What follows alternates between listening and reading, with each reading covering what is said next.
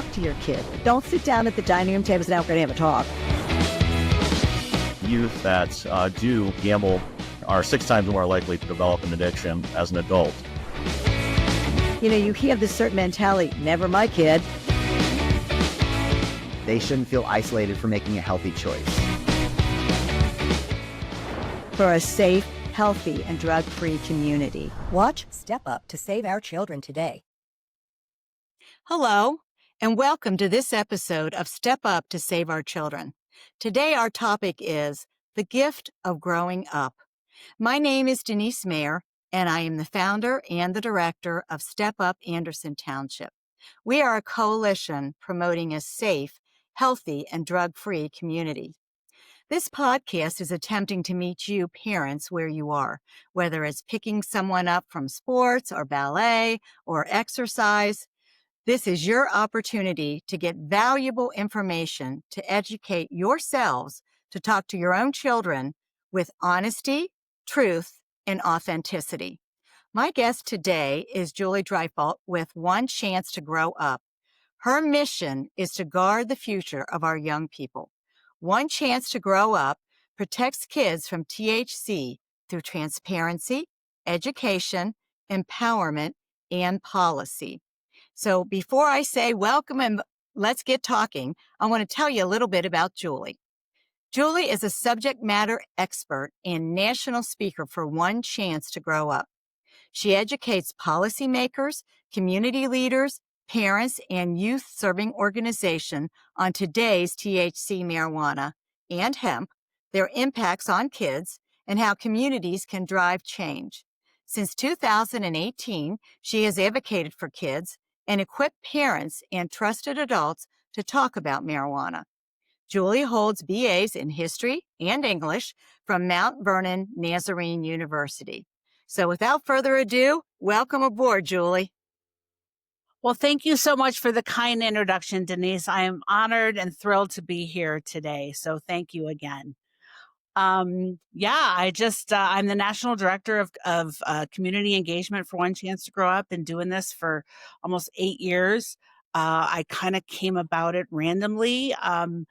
I think my story is meaningful to a lot of people because I think the older we get, we need to find meaning in what we do every day. Absolutely. So I was in sales for years and years and years. I was in New York City in the fashion business, and I was in trade show management, and I did pet sales.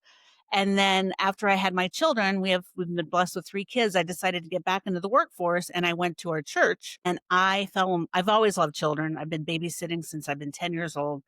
I decided to work at the church, fell in love with the kids, the families, and then I decided to get back into sales after 10 years because my kids were older and I wanted a career. And I jumped back into sales, and it was so not fulfilling my heart and mission. So I had known about One Chance to Grow Up for years and had been to some of their events and fundraisers and decided that I might see what they had. So I jumped in with them, and I never looked back. It's always interesting. I love having meaning in every single day, protecting kids, educating families, educating parents and policymakers that THC is really devastating for the adolescent brain. So I kind of zigged and zagged multiple times, but that's how I ended up here. And I'll quickly just tell you how One Chance to Grow Up came about. So as you may know, and your listeners may know, Colorado was the first state to legalize and commercialize marijuana in our country. So we were literally building the plane as it was flying here. So there was no policies to look back to, no public health statements. So very little science at that point on what this product was. So it was legalized in 2012. We decided to go to the stakeholders meeting because we felt we needed to know what was happening. And at those meetings, it became abundantly clear that the ease of the consumer and the taxation structure was literally the number one priority, and protection for kids and community public health was dead last. So Denise, we were like, you know what, we got to jump in there. So our mandate was set. We formed an organization called Smart Colorado at that point. And we just started helping figure out the policy. I mean, it was the Wild West. They were buying products from Costco, rainbow belts, and spraying them with THC. So we stepped in. Unfortunately, a lot of our policy was created based on pretty tragic incidents, people that had eaten too many cannabis edibles or had ingested THC without serving limits and had catastrophic effects. So that's where we are, and we've been at the table since then. And I can't applaud you enough. Knowing Ohio just um, voted this in last year, and much to my chagrin. And, people just don't understand. And of course, it's all driven by the almighty dollar. I mean, I get that. And they act like, the taxes that they're going to get on this is going to be enough to, offset all the devastation. And it's just crazy. We don't have enough social workers, recovery experts in Ohio to deal with all of the kids that are going to be impacted by this. And I tried to tell people that, but they don't listen so well. So what do you think why is it so important to focus specifically on protecting youth when it comes to marijuana? What, what would you say the main reason that we really need to, you know, Right. Because kids have a developing brain. Their brains are different than yours, are different than 30-year-olds. They're different. They're growing. They're exponentially growing when they're newborns, and then they're growing again very quickly during adolescence. Mhm. So THC affects the growing brain. It affects the adolescent brain differently than it does the adult brain. So, and it can have it can, and it doesn't affect everybody. I don't want to be like an alarmist either, but we're seeing more and more and more kids that are experiencing cannabis-induced psychosis Mhm. that has developed into schizophrenia, bipolar. In Colorado, it's the number one substance found in completed suicides for kids 15 to 19. So we know that there is some kind of causation, correlation. I'm not a physician. I'm not a scientist, but we know that there's something going on. So, and it's changing. I mean, I think we all need to know that it is not the same product as it was Right. even 15 years ago. Mhm. And it has changed, and it used to be 3 to 4 to 5%, and now some of these products can be up to 95% pure THC. Right. So Mhm. we don't even, and forget about the adolescent brain, that might be all brains. Like so there's very little science on that high potency. So the kids, I mean, we have a white paper that says, Colorado kids are canaries in the coal mine. And that's I was on a call the other day with some specialists, and they said, I hate calling it an experiment because people volunteer for experimentation and people want outcomes, and the outcomes here are not great for our kids. They're just not. And, the more and more we started here, well, as far as I know, we started here with, the nicotine vapes and that's how I got involved and started Step Up was in 2018 when I realized how bad it already was and that, parents had no idea what this was. And we have escalated. I just talked to a family over the weekend when their son is in really trouble. He was caught with a THC vape pen. And, by the time you're doing that at school, I will have to say you're fairly addicted. So that's what we're seeing now is, maybe doing some of the, not that the nicotine vapes are safe. We know they're absolutely not, but kind of doing that, I guess you'd call it dual or whatever Yeah, they poly or polysubstance. whatever. Yeah, where they do start with that during the school day or, before school or whatever, but then they migrate to the actual vape pens with the THC in them for after school and the weekends and that type of thing. It's so frightening that parents don't understand how lethal this stuff is, and they Right. don't seem to understand how they can impact their kids about it. Absolutely. It is addictive. Nicotine is addictive Mhm. and THC is addictive. That has been proven. And I think, your listeners need to make sure you know that. And kids need to know that. They'll fight you tooth and nail, but when you give them the science, and I'm happy to provide links to any of that, but it is addictive. And So just like anything else, I mean, you try to stop it and you have withdrawal effects. It's not like withdrawal like heroin where but you can have significant consequences. And the kids, I mean, every child I've ever spoken with that has been in recovery, almost any person, they never started with, I mean, heroin or opiates. I mean, they started with marijuana, alcohol, and nicotine. Those are the gateway drugs. And I hate that word can be polarizing, gateway, but it is really important to know that that happens. And now there's studies out that THC use at the age of 13 is directly linked to opiate use at 19. So it is a gateway drug. I use the analogy. My daughter lived in Canada last year, and we would go through a gateway town in Canada. So it was the place where we began our journey. So that's what marijuana can be, is a place where kids begin their substance journey.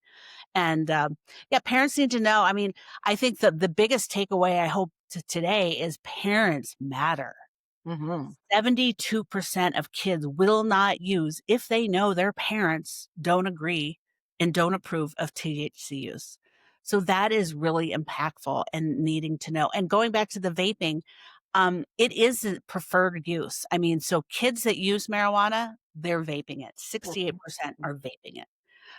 So that is something that we need to know. So it's not the low, and almost all vapes have a higher THC concentration in it. So that's what is needed to know, is these kids are not just smoking a 5% blunt. They're vaping 50, 60, 70, 80% THC.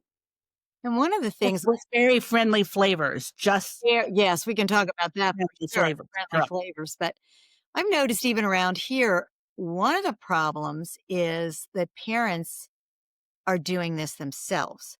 Now, maybe not vape pens, but certainly doing joints and also doing edibles. And, I can't imagine why they think that would be a safe thing and the message that they send to their kids. And we know that the joints or whatever, I mean, they smell terrible. I mean, they smell like skunks. And, so parents are doing this in their homes and then expecting that their kids won't pick this up, which of course they immediately or very quickly do. So, harm reduction is like out the window. So that's the piece that really bothers me. We have a video on our YouTube channel that we created during COVID because it was like modeling healthy behavior. Mhm. So that can be used for any substance or any phone usage or gambling or anything like that. But we say, it's really important for parents to model that healthy behavior. So, don't use THC, don't use cannabis, marijuana in front of your kids. If, do it quietly and away from them if you're going to do it at all. But parents need to know they are a huge impactful person, both negatively and positively. We've seen that. I mean, we've seen that with alcohol, that same narrative. It's the parents that provide the products at the house. Like those kids are used more. There were studies to show that they use more in college. So the same goes for any substances. So yeah, absolutely. But parents need to know. I mean, right? We are not here to regulate what adults use. The Ohio voters barely, but they voted for it. So, but unfortunately, I think, I mean, if you really come down to it, what did they vote for? Like, did they think they were voting for a pretty plant that you could grow in your backyard that you could roll some joints with? Maybe. Did they think they were going to vote for a 1,000 milligram vape pen that's made with called unicorn breath and tastes like strawberries? No, I No. don't know. Maybe. I don't think so. I really don't think the majority of the voters really had any idea as to what this was going to turn out to look like or be. And I think you're right. They thought, oh, somebody could grow a little bit in their backyard, freedom of whatever, blah, blah, blah. But I don't really think that they understood the impact that this was going to have. And now, of course, I don't want to say it's too late, but, that horse has left that barn. And, now we're trying to get it back in, trying to put that back in the genie's bottle, and it's not going back in. And, you started with talking about some of the mental health things that happen with this high potency use. And I mean, like Laura Stack with Johnny's Ambassadors, for anybody that doesn't know, her son, Johnny, got totally addicted to this and then ended up taking his own life. And so she started, Johnny's ambassadors, and then One Chance to Grow Up. And, these are the agencies and the organizations that have put all of their time, effort, and treasure into trying to warn parents about this. And even though these are such wonderful organizations, I'm shocked at how little some of the parents really know about this stuff. It's just not, they just don't embrace it. Well, I think it goes back to what we just said. They think it's better than beer. I hear that a lot. It's better than alcohol, Julie. Why wouldn't they use it? I mean, it's not a big deal. It's just pot. An addiction specialist said that's what we should call it, not marijuana. We should rename it just pot because that's how a lot of the people use it. And they've made it, the marijuana industry has made it a very confusing issue. I mean, where else in the United States do we talk about grams? We talk about milligrams. Everything in our country is by ounces or pounds or, and all their products. So when you talk about 2 ounces of marijuana, which is illegal, what you can have in our state, that's a lot of pot. And then when you talk about concentrate, so, and I think your listeners also need to know, and we don't dive very deep into the medical, but I did look, like, if you turn 18, you can get a marijuana card in Ohio. Oh, sure. Without your parents knowing. I mean, because of HIPAA. So they can go in and buy it. And a lot of 18-year-olds are what? They're seniors in high school. So that was something that we happened here. Like, we found that a huge increase in numbers from 17 to 18, and then they were taking it and selling it in the schools. Very innovative children. We have very innovative entrepreneurs. But great entrepreneurs, really. I'm telling you. Yeah. I think and so that needs to be a conversation. And I mean, I've heard multiple mental health specialists, whether the behavioral health specialists, psychiatrists, that recommend to get a medical card for our kids. And that is absurd because there is absolutely no science. Actually, there's rebutting science that it helps with anxiety and depression. It actually causes it. And it does. Yeah. That's what I've read too.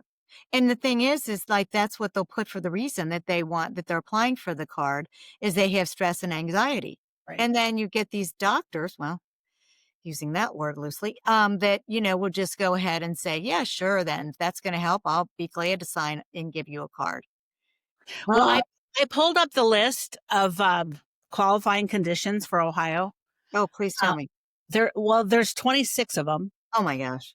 And glaucoma's on there. Glaucoma's been on every list in every state. The first one, there is no science there, and even the Optometrists Association says there's no science that supports that. There never has been.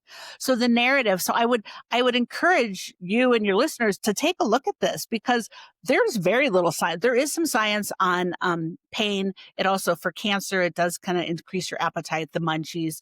But some of this other stuff, I was like, and there might be emerging science, but no proven science. So what other drug is marketed as recreational and medical?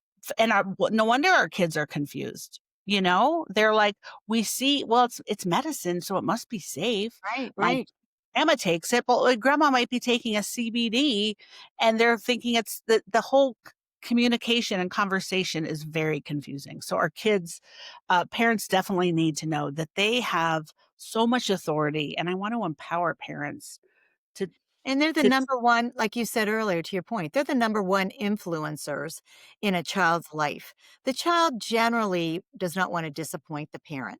The child generally wants to have the approval of the parent. So they're going to listen to them. Now, all children and all parents are not created equal. We know that, but the majority really do. And that's why we can look at any of the high schools and say, well, the majority is not doing this. The problem is we're getting past 20% that are. And that's where the scary part comes. And, like I said, I was just talking to a parent over the weekend and, they had no idea that this child was doing this. And, no way of, and I'm going to say what some of the early signs are just because of what I know from what I have read and studied and with, Johnny's and that type of thing. Early signs, of course, are, different kinds of friends. And, most of the things are the same with most drug abuse, but or misuse is, that they are circling now with a different group of friends. They're not interested in the things that they used to be in. They've dropped out of a sporting event, thing that they were in and all that type of thing. And of course, bloodshot eyes. I mean, there's a whole list of them. But we have this weird idea, I think, sometimes of our children's privacy, and that we are not going to look in their bedroom. We are not going to look in their backpack. That's their their privacy. What point do we get to that their privacy is more important than their future? And that's the piece that I, as a parent, grandparent, do not understand, that some parents take, is that's the line that they won't cross. You have any comments about that? I mean, I think that's really interesting. I asked my daughter, like I said, we have 3 kids. They're in college and graduated from college, but their friends stopped coming around here when they were in high school. And I said, what happened? Like, we used to be the fun place, and out the kids would come over and we play football. And she's like, Mom, And I'm like, because I look at their backpacks. And she said, absolutely. So there's so many parents, like you said, that turned a blind eye, and to that. So it's maddening that is the case, right? Parents have authority. My mom used to tell me, you have my trust until you don't. And then it takes forever to win it back. So I think that's really important. And parents, I mean, I've talked to several lawyers. I don't like to be scared into some decisions I make, but I talked to 2 lawyers years ago, and they said that they had parents serving jail time from a affluent high school because they had 7 charges of contributing to the delinquency of a minor. She was serving 6 years in jail. No. She served alcohol and marijuana to these kids. She took everyone's keys. There was drama. One of the kids left, and it was a horrific car accident. And she was sued and was prosecuted. So I was like, none of you, including my own children, are not worth going to jail for. No. So I think that is really an interesting thing. I mean, like I said, I don't like the scare tactic of that, but that was enough for me to say. And also, I don't make these decisions with anyone. And the studies show that, everyone's like, oh, well, the French let the kids drink when they're 13, 14 years old. But if you look at the data, the French adolescents have the same substance use issues that we do, if not more in some Not cases. more. I think with the alcohol, it's actually more. Right. And that's one of the myths. There's so many myths that parents like to tell you. Like when we were voting, first it was for the medical cards, and everything was, they hit on the television all about these little epileptic children, they need it, and they pull on your heartstrings till the people said, okay, we'll vote for that. And then the second step was the recreational. And, so you still had the medical things that people actually swallowed, that's going to make a big difference. And then it was, well, it's your right, whatever. And it'll be monitored. And that was my favorite one. That once it goes recreational, then we don't have to worry about what's in it. It'll all be, like the government's going to come in and actually, check and see what's actually in there, and what the pesticides, the stuff that's in these things. Yeah, that's a riot that they think that that's been. And the THC is not even tested.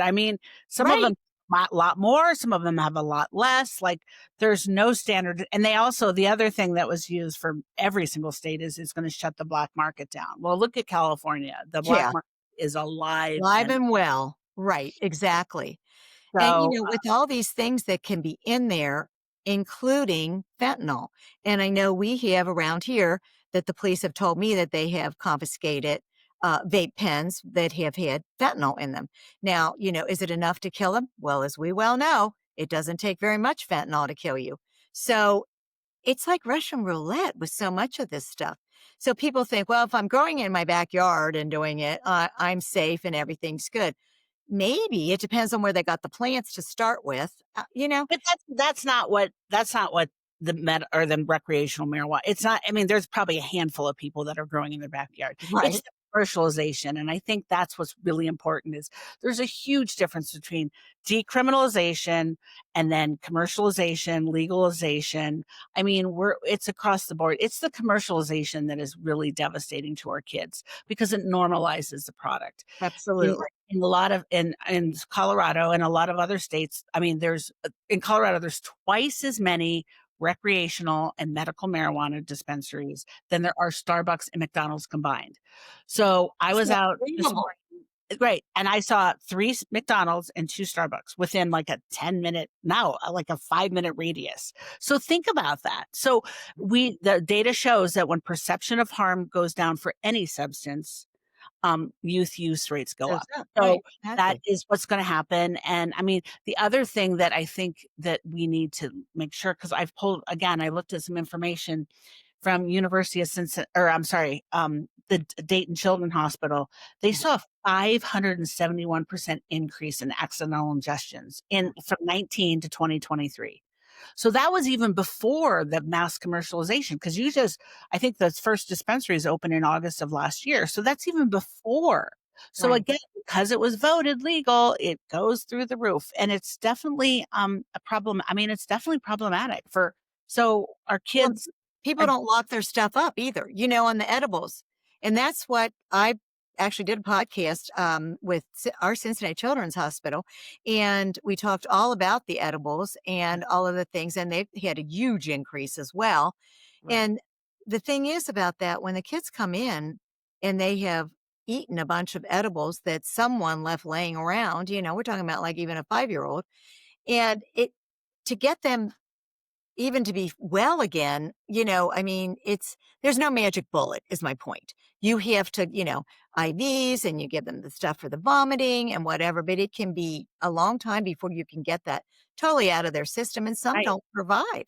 Some There's do right, not the survive. toxicity stays in. There's no way to reverse the No, toxicity over time. no. Um, yeah, I talked to a woman in Florida, and she was a medical marijuana user herself. And in Florida, the packaging is black and white. It's not in candies. It's very not child friendly. But somebody from California, a family member, had come in, and um, her daughter had 2 of these Hawaiian tropic red edibles and started having a seizure and was hospitalized. And she's become an advocate for us because she said, has a great term. She said, it's like putting Clorox in Capri Sun packaging. Like and it's education. I mean, that's the other thing too. I mean, it's never too early to educate. Like, you have a THC symbol on your products, just like we told our kids about stop signs when they were little. Like, educate, like, if it has this on it, you don't touch it. This is not good. This is poison for your body. So, I mean, I think it's for little kids, and then just letting kids coping skills. I mean, our kids need to know how to cope with stress and anxiety without turning to substances. Coping skills is a really great strategy, and there's multiple websites that help, and then just talk to your kids, like, find out. I think, like you said earlier, the normalization, like, only 20% of kids, I mean, I think that's what it was in Ohio, but Right. in Colorado it's 20%. So all kids in high school think everybody's doing it, just Right. like our mothers used to say, Right. let's Yeah. do it. And Everybody's doing it. Yeah. no, they're not. So you need to have that conversation. Say, I applaud you for not using. And so everybody is not using. So that's a really other good strategy for prevention as well, It is is. this norming. It definitely is. And there's a group coming out. I don't think it's quite made it national yet, but it's coming. And I can't remember the exact name, but it's basically talking to the kids before they're 8 years old. And Oh, that educate before 8. there it Yes. is, educate before 8. And I think that makes so much sense because that's when they're the most impressionable. I have grandkids, and they live right next door and stuff. So they're running around all the time in the yard and whatever. And they'll say, they call me Niecy. Niecy, I saw the, and that's when it's making the impact. Right. Not starting when they're like a junior in high school or something. You've got Right. to early, and you've got to start talking to them. And that's one of my things. Yeah. We have a council that told us, they're like, our education can't be in high school. It has to be an early junior high or middle school. and then in 4th and 5th grade, because they're Yeah. like, because that's exactly it. Like, and also, I mean, tell your kids. And also, when my son, I remember telling him, I'm like, when he started like 6th grade, I was like, Griffin, somebody is going to offer you marijuana. Mhm. And what are you going to say? And he's like, well, who's going to offer it to me? I'm like, it's not going to be some crazy stranger you don't know. It's going to be one of your friends. Mhm. And I'll never forget. He's like, well, which one? He's right, he was, but Yeah. he coping skill, like, he has asthma, so he plays sports, so I'm like, "You can blame it on me, you can blame it on sports, you can say I have asthma, you can blame it on God," like, just have a conversation so a kid, the first time they're asked or presented it, they know how to have that conversation, they need to know their no. Right. And That's I think role playing with your kids is yeah. really important. Not just telling them, but say, okay, now you you be you and I'm going to be a friend that's, going to ask you about doing this and actually play it out because it sticks in their brain for when it actually happens. Oh, Absolutely. this is what I say, or whatever. And, if they're on a sports team, if I get caught, I'll be kicked off the team. If, there's so many things that they can say. Mostly, I always said, your mother's going to kill you. So just tell Well, them. and consequences, I mean, I think that kids need to there's consequences for good behavior and bad behavior, good decisions and bad decisions. When you fail a test and some of these things, like, that's what adolescence is supposed to be, is a time to try new things on and try on new identities and try sports and try, do I dye my hair pink this week or what, like, that I feel is what it's supposed to be like. And some of these decisions can be monumental. I mean, I also speak to parents. I mean, every week a parent reaches out and says, my child took their own life, or my son is in psychosis, or, I mean, so some of these consequences are lifelong and can be life ending and devastating. Absolutely. Absolutely. Yeah, absolutely. And I think the accessibility of THC. I know on our main drag, which is Beachmont Avenue, first it was so many vape shops to the point where people are like, why are these even coming here?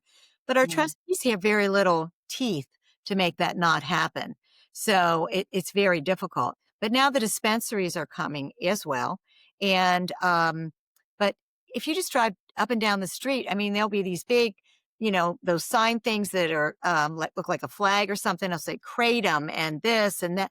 And it's so, back to your point, it's so confusing, not only for parents, but for the teens themselves as to what the heck they're even taking.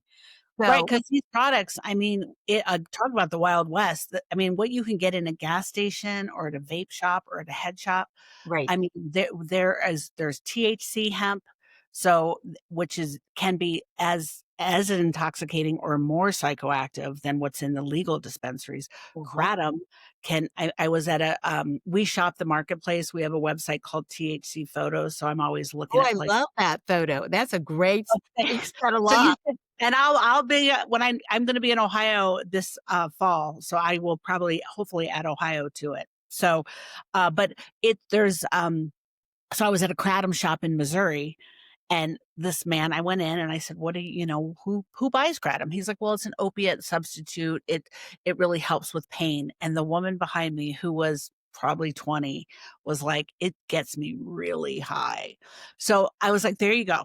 Like, there you go. So There's it's the truth. part of Now, and it's, I mean, and again, the regulation is ridiculous. I found my friend in Florida sent me a picture of the Slurpee she bought that was this big. It was red. It looked like a 7-Eleven Slurpee, and it was filled with over 300 milligrams of THC and from hemp.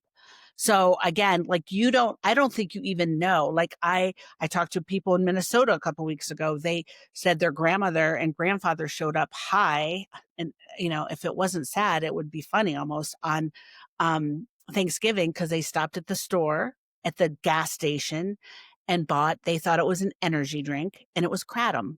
And they were high and very sick all of Thanksgiving. So I'm like, I don't even know what to drink anymore. I mean, and true. so the beverage industry is booming. Mhm. with this hemp and this kratom, and even legal THC. It is Right. definitely booming. Well, I have a one of my coalition members is a therapist, and she said that she had a young man that was so addicted to the kratom or whatever, that it was a really long time trying to get him down and get him back off of it. I don't know that she succeeded, but talking to him and that type of thing, it's just amazing. I went into a I guess a gas station, basically, one of those that has some food and whatever, and started with my clipboard, writing down the things and how accessible they were, or whatever.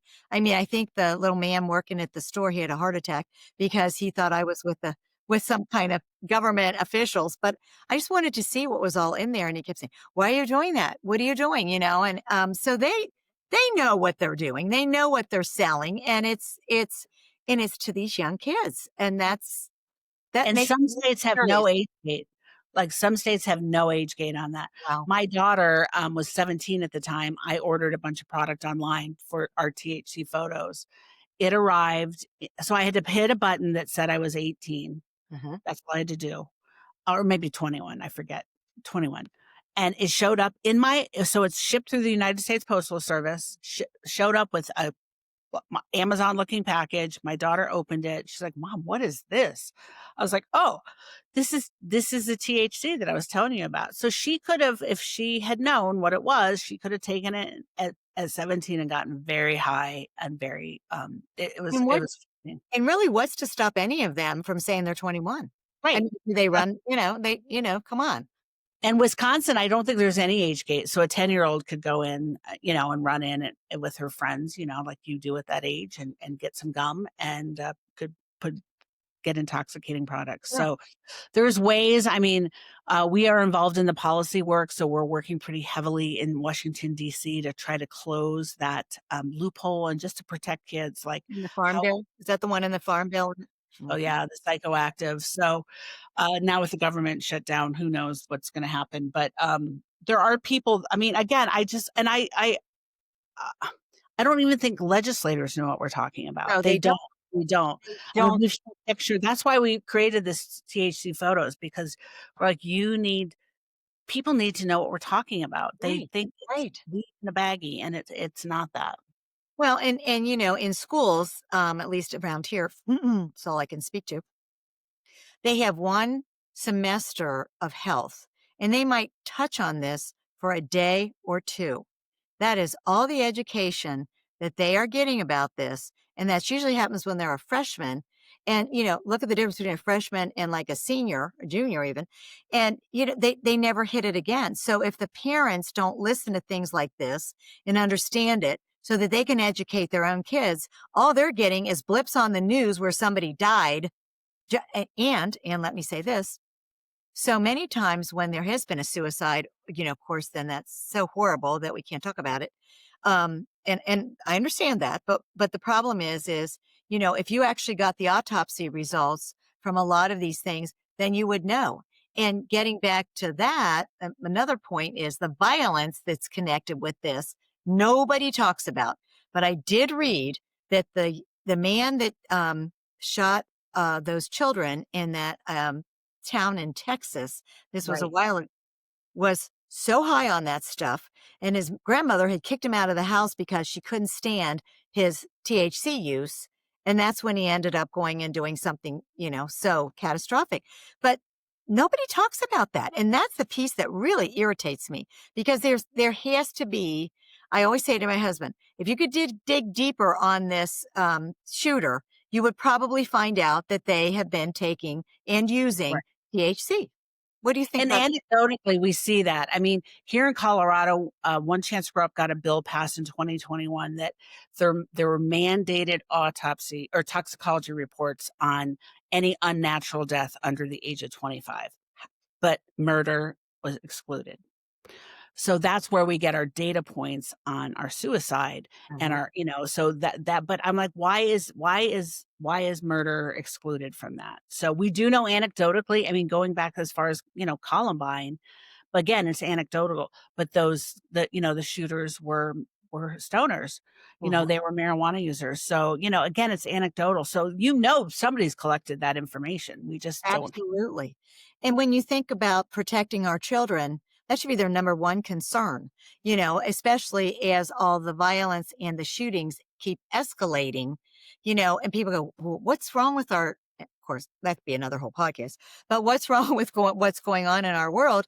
Well, there's a lot, but there's also what's the that variable that we're not talking about. And it's this. I truly believe that. Absolutely. I mean, it's something that we definitely should consider. And that's why policy is super important. I mean, I do a presentation on to behavioral health people, and I'm like, it's not sexy, it's not fun, but data collection is where you move the needle. Right. Because then you can say, guess what? We have Mhm. this in our suicides, or we know that the accidental ingestions are this. So data Right. collection is really important, especially for newly legalized states. So do what you can, Denise, on that. I applaud you for educating and empowering parents. Parents need to know, like I said earlier, like they should be honored. And I have one of my favorite quotes is, people protect what they love. Mhm. I love a lot of things. I love my 2 Great Danes. I love my 3 children, not in that order, but I Right. just celebrated my 27th anniversary with my husband. I'm a huge Ohio State fan. I love fall, like first day of October here. It's beautiful. There's so many things. I love coffee, but I love kids, and I'm gonna kids, and you love kids. I And do. 99.999% of parents love their kids, even if they don't are not necessarily making the best decisions, but parents love their kids. So protect them, give them the opportunity. I mean, to reach their full potential. I think that's what is For key. And sure. is these substances are they may not develop psychosis, but are they helping them reach their full potential? No, Right. they're not. Not if they're using, that's for sure, because we know what it does to the brain and how it affects their learning, it affects their social development, besides the fact that it can kill them. But Right. I often think about when COVID was, raging, and parents were so nervous about their kids getting it, and then, of course, bringing it home to the grandmother. But Right. everything was in an uproar. And yet we are looking at another epidemic with this THC and then other, things, including the fentanyl. And parents just seem really lackadaisical about it. Like, well, first of all, never be my child. That's what I always laugh about. Never my child. Don't ever say that. Isn't that the truth? Isn't that the truth? Never say that. And, you just don't know if you're dealing with someone with an undeveloped brain, and they are. And so if the experts are correct that the boys are like maybe closer to 27 or 28 and the girls maybe 25, I think of the decisions I made at 25, and I think, wow, I mean, I was married, I had a child, but, you know, I just can't understand why they are, reluctant to talk about this, to learn about this. They've, and again, all parents aren't created equal, but all this social media stuff and talking about all that kind of stuff. This is what they need to be talking about. And they need to talk to each other. That's my other big thing, is Agree. that we've got such a stigma around this stuff. And, no parent wants to look like they're a bad parent, or, oh, this happened to my child, or whatever. So let's don't talk about it. Well, then nothing ever gets accomplished. Well, and I've testified alongside Laura Stack with Johnny's Ambassadors, and I've seen her shamed by multiple people that are in support of this very regulated or very, the industry of Yeah. THC. And then we had another person, representative in our state, and she got up, and her son struggles with psychosis and because of THC, and she's like, stop the parent shaming. Like, this happens to good families, this happens to bad families, it happens to Right. rich families, it happens to poor families, Right. it happens to Christian, Jewish, Mormon, agnostic families. It is very agnostic in who it likes to affect. Right. And because THC has been marketed, I mean, you go into a van store or a skater store, you'll go in and you would be shocked to see what you see. There's marijuana products, not products, symbols on almost every single product. I mean, when my kids were in middle school, that's where we would go. We would go there. You go on Etsy, you can find cute little marijuana leaves smoking joints. You go on Instagram. I mean, there's a new dispensary in like 7 or 10 states called Cookies.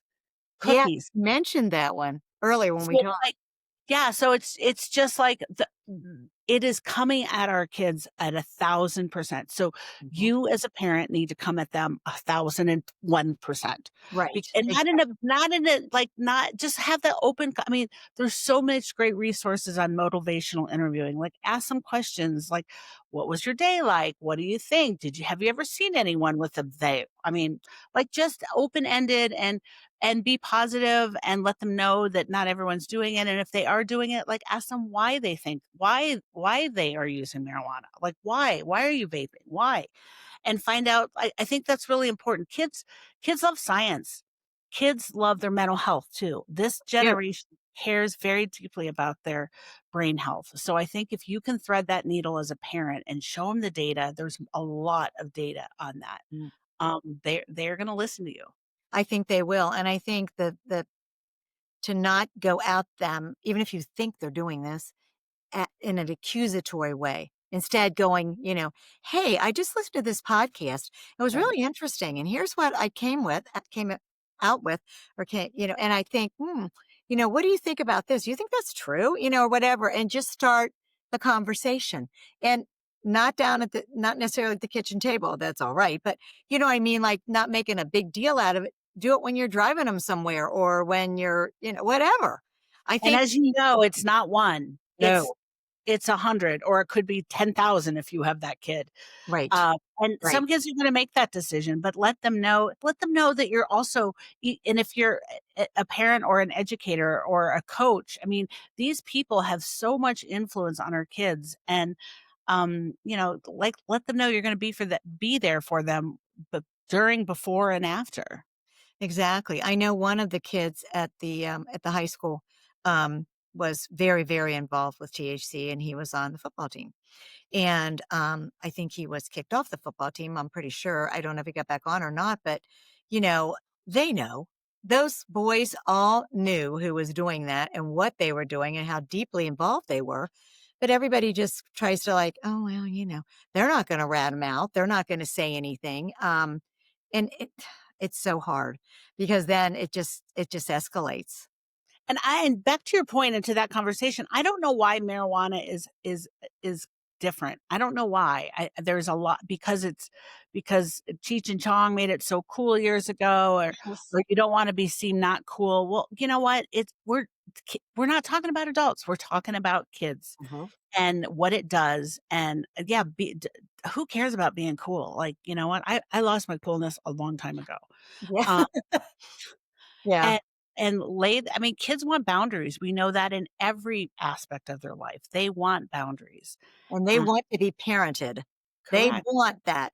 I volunteered years ago at a runaway shelter here in Cincinnati, and that was my one takeaway, that no matter where they came from, socioeconomically, culture, whatever, they would say, well, my parents really don't give a darn, Yeah. stronger language than that. But yeah, and that's the thing that I always thought. In fact, they would say, are you one of those moms that drives around in a minivan and they take the kids to the dentist? I'm thinking, yeah. I mean, yeah, I am. What does that make me? So, but they were so stunned that, that's the way that went and the parents actually cared. And so every one of them wants boundaries. You're 100% right. And every one of them wants to be parented. And they want their parent to be the parent and not their friend, even if they act like they want them to be their friend.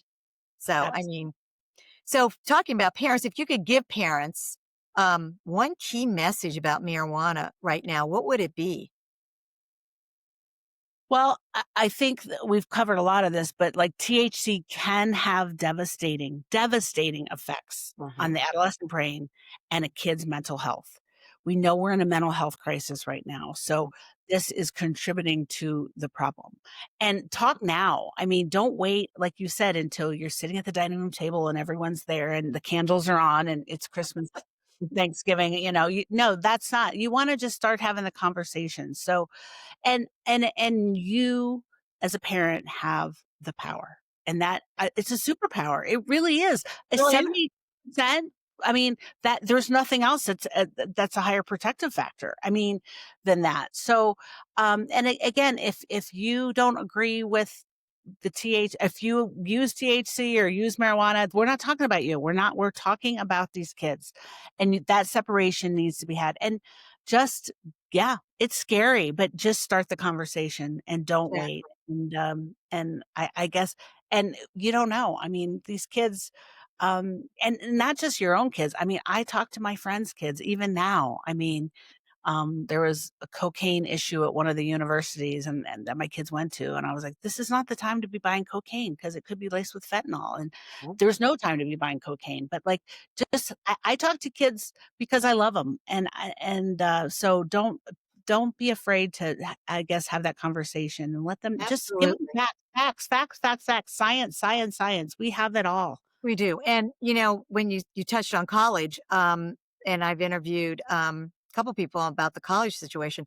And the one thing they stress is the harm reduction, because kids that are in college tend to, like just you said, cocaine. You probably won't find that many people in high school trying that, but I don't know. But you definitely do in college. And so that's why it's so important. Talk to them early, but talk to them continually, because it's not just a one and done, like you said, that they're going to remember all these things, because the culture changes. It all changes, and they need to know that. Absolutely. And if I could get this done before I die, I would like a module in for every college that's in a legal state for marijuana. There should be a THC module, because kids come in, and my kids had to do it for sexual consent, and they had to do it for alcohol at two large universities. So why isn't there one for drugs? Why is there not one for drugs? Good point. And marijuana, because it's a very unique substance. Like I said, it's legal medically. I mean, they don't give dosing for that. They don't say take 2 milligrams. They say, here's your med card, figure it out. So these kids get a med card, and then they have no idea, how much THC, how much CBD is in it. Like, how can it affect your brain? I mean, what is a percent? What's a high percentage? Right. Low What percentage? happens when you mix it with alcohol? I mean, there's so many things. Right.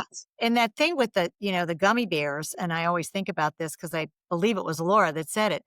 You take a little gummy bear, and if you actually ingested what the bag tells you, you'd be biting off one little arm of that gummy bear.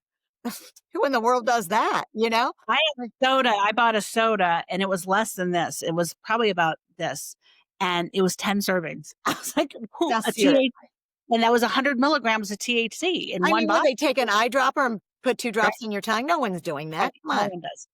And The thing with edibles too is that the delayed effect, that I think is really important to note. So absolutely. That takes so long for it to go, all the way through your gastrointestinal system and then into your liver. And, versus inhaling something like a vape pen, which is instantaneous, just about, where you're going to feel that. Yeah, that's where they get in trouble. And mixing the things too. Of course, they get in trouble. the polysubstance use is pretty it's scary. I mean, I found some caffeine and THC in California products that's concerning, because those, caffeine is a substance. But combining those two together, and then there's sounds and the hemp industry is now partnering with the alcohol industry because of these beverages, because those hemp beverages are now in the liquor stores. So talk to, I encourage everyone to talk to their legislators, talk to your city council, talk and let people know that you don't think this, you want regulations. You don't think it should be in candy. You don't think it should be in a soda. You don't think, it should be very mandated. The dispensaries, it's 21 plus, but the medical ones, it's 18. So what does that even look like? Well, and I try very hard to put different products like on my social media and stuff, so the parents can see that this has got THC in it, when it looks like it's a bag of, some candy, or it looks like even the snack things are all like full of this kind of stuff too. And parents probably see their kids sitting there eating Doritos, and it's not Doritos. So so you just don't know. So we're coming up on a hard stop, but before I do, so when listeners want to find resources on this, I know that they can go to your website, One Chance to Grow Up. And what kinds of things are on there for them? We have several handouts. We have a parent toolkit, an education toolkit. So how to talk to your kids, tips for parents. We have the THC photos, like I mentioned, with all the pictures. So like I said, I'm hoping to get Ohio up there this fall, because I think it's really important for people to know what we're talking about. Mhm. And then there's homecoming resources for educators. We do have an educator. I don't know if how many educators are listening on this podcast, but we have a whole educator newsletter we send out once a month that you copy and paste. Like, we don't care how the message gets out. Um, our executive director calls us river livers, which I love, and you're a river liver, Denise. And Am I? yeah, just share the information. I don't care. We don't care who gets the credit. We're like, and the good thing is, when we first started, I am not kidding, we were the only organization that was in this. And now there's multiple organizations, unfortunately, because of parents that have been affected by tragedy. Mhm. And to be honest, I don't think we ever thought we would still be around 13 years later, but because public health has not jumped on this like they should have. Yeah. I mean, SAMHSA is another great resource I would direct your listeners to. NIH has some information on there. And like we said, there's a multiple other organizations that are, but if anyone's interested in policy, if anyone's interested at all, we have a call to action on our web page that just says, hey, policymakers, don't put it in candy.